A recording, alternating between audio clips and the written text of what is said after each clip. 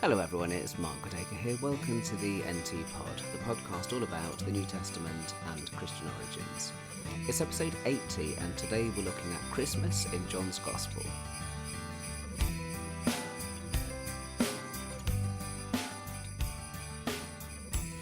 I've always been fond of the 9 Lessons and Carols, and the version that I listen to it in every year is without fail is the version on Radio 4 coming direct from King's College, Cambridge. And one of the curiosities about the 9 Lessons and Carols, maybe one of the great things about it, is that in spite of having readings and carols and hymns that focus around the traditional nativity story, the climax of all of those lessons is something from John's Gospel. John's Gospel, which famously has no infancy narrative, has no birth narrative, doesn't locate Jesus' birth in Bethlehem with magi or with shepherds or with angels or with any of the stories that to us are quintessentially all about Christmas. So what I want to ask is, what's going on in John's Gospel? And why is it that we think of John chapter 1, the prologue of John's Gospel, as the kind of thing which might be appropriate to read at Christmas? What's going on? Is he trying to do something different from the Synoptic Gospels?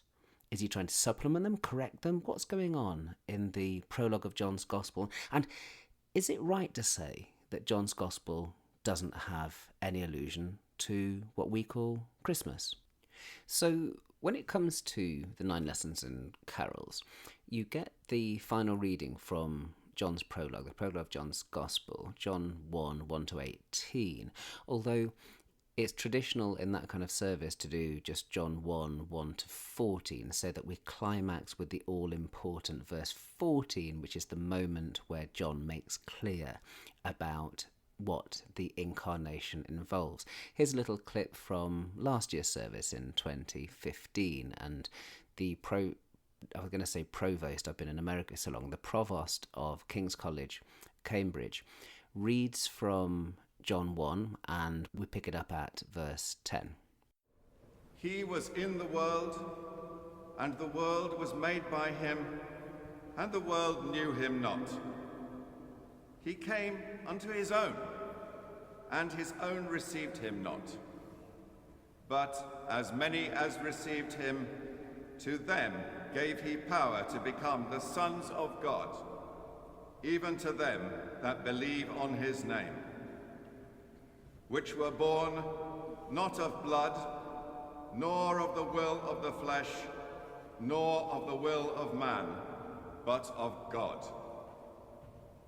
And the Word was made flesh, and dwelt among us, and we beheld his glory, the glory as of the only begotten of the Father, full of grace and truth.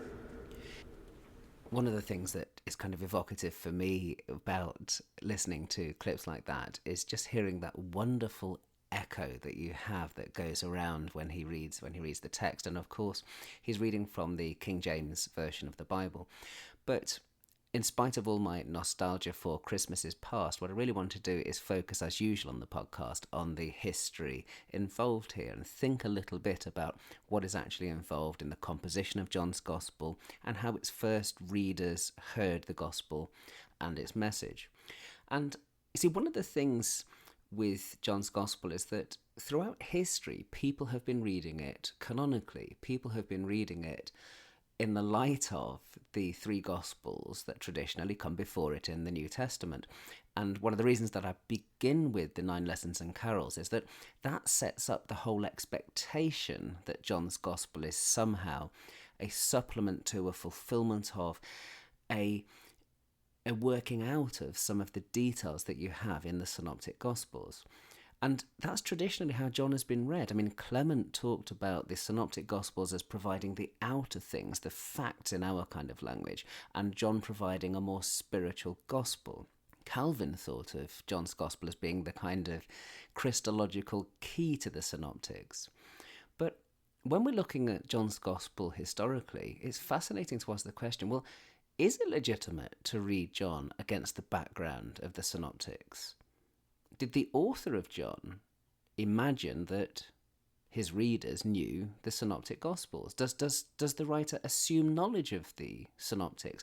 Already when you listen to the prologue of John's gospel, are we expected to know Matthew and Luke, which have those detailed birth narratives? Well, John, of course, doesn't narrate Jesus' birth, doesn't narrate Jesus' upbringing. His Jesus is a stranger from heaven. He just emerges onto the scene. It's much more like Mark's gospel. In Mark's gospel too, Jesus, when we first meet him, is already an adult, is already on the scene doing things in public. In John, there is no mystery about this character. We know from the beginning that he has this special relationship with God. Even John the Baptist, when he starts witnessing about Jesus, says that he is the Lamb of God who takes away the sin of the world. And so you have to say, well, what place would there be in John's Gospel for Bethlehem? For many scholars, John is independent of the Synoptic Gospels. Some even talk about this as being a consensus view from, really, I would say, the 1950s to the late 20th century. I've got some doubts about whether or not it ever really was a consensus, but certainly there were many scholars that held this view that John didn't know the synoptics, that he wrote independently of them. I think, though, that John works much better if he knows the synoptic accounts and presupposes them. After all, if you read John's Gospel, it's pretty clear that he does know that Jesus is from Nazareth without having to narrate it. So when he meets Nathanael in 1:45 and 46, you get this extraordinary line, "Can anything good come out of Nazareth?" And 3 times again, Jesus is called Jesus of Nazareth in chapters 18 and 19. And John seems to presuppose all sorts of other things that he never actually narrates. I mean, he talks, for example, about John the Baptist having been arrested in spite of the fact, this is John 3:24, in spite of the fact that he never narrates John's arrest. So this happens lots in John's Gospel, and it seems likely that there are all sorts of points where John is actually presupposing the narrative of the synoptics and building on it, supplementing it, even correcting it. So it's clear, for example, that Jesus is the son of Joseph in John, and that's something that you don't even get in Mark's Gospel. But in John 1:45, Jesus is described as the son of Joseph from Nazareth. John 6:42, is this not Jesus, son of Joseph, whose father and mother we know? How can he now say, I have come down from heaven? And herein lies the clue.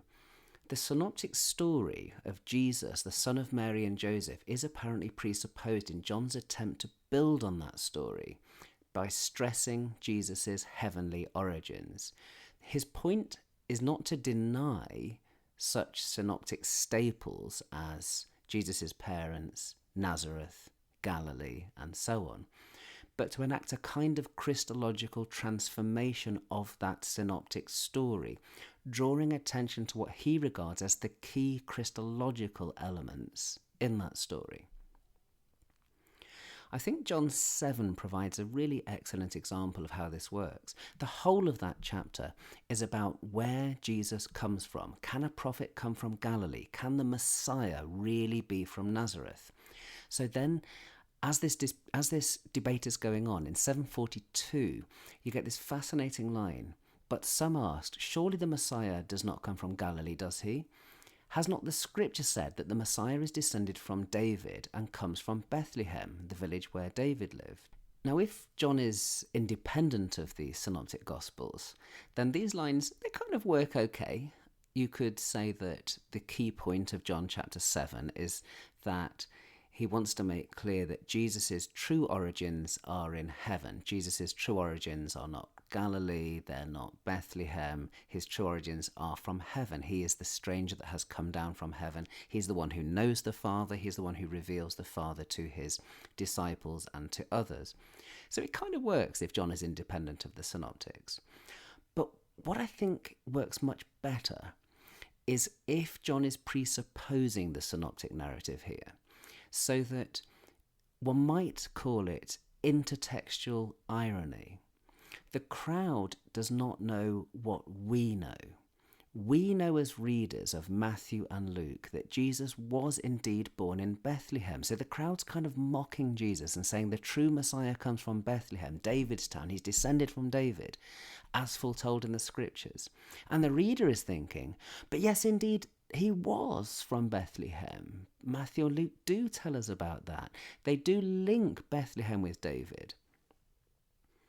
And in fact, one of the things that I think links John 7:42, this verse about Bethlehem, with Matthew and Luke, is that no sooner does John mention Bethlehem than you go straight to Davidic descent. In a previous episode of the NT Pod some time ago, another Christmas episode, I did talk about just how closely Bethlehem is connected with Jesus' Davidic descent. It's what Matthew and Luke do to stress Jesus' Davidic descent.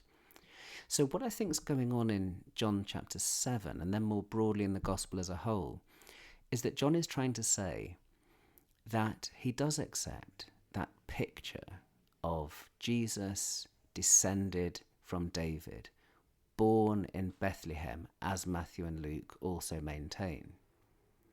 But he wants to go beyond that to say that not only that, but also this. And that is why John does not begin with a narrative of the birth of Jesus in Bethlehem. He begins with a kind of cosmic hymn, a theological poem that stresses Jesus's origin. There is no point of origin. He's the only begotten Son of the Father. So John wants to stress the elements that for him in the Synoptic Gospels are simply too subtle. So often for him, I think, he sees the Synoptic Gospels as saying the right kind of things, but not really going deeply into the theology, the Christology that he wants to stress. The Word became flesh, and we beheld his glory. That's really what John wants to get to. And to get to it, I think he does presuppose that Christmas story, but he really wants to emphasize something kind of different.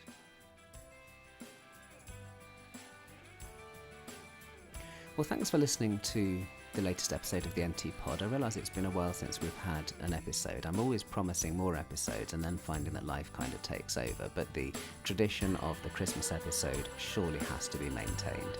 You can find me on the web at podacre.blogspot.com or on iTunes or Duke University's iTunes U. There's a Facebook page for the NT Pod, and you can also follow me on Twitter. Just look for Goodacre. I look forward to having your company again soon. For those that are celebrating, a very happy Christmas, and thanks again for listening. Bye-bye.